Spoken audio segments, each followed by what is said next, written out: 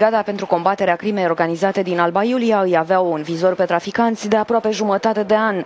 După luni de filaj au reușit să îi prindă. Se pare că rețeaua a funcționat din 2006. De atunci zeci de tinere au fost racolate sau chiar cumpărate și obligate să se prostitueze.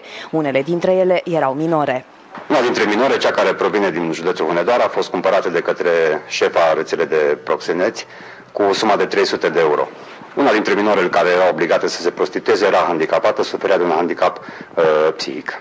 La percheziție, oamenii legii au găsit sume importante de bani. Când au văzut că polițiștii au intrat peste ei, cei trei traficanți au încercat să fugă. Una dintre traficante chiar a înghițit banii pe care tocmai îi primise de la un client. Sumele pretinse pentru serviciile oferite erau cuprinse între 60 și 300 de lei.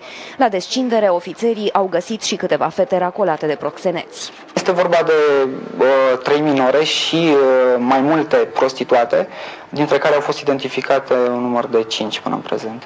Cei trei traficanți au fost arestați pentru 29 de zile sub acuzațiile de trafic de persoane și proxenetism.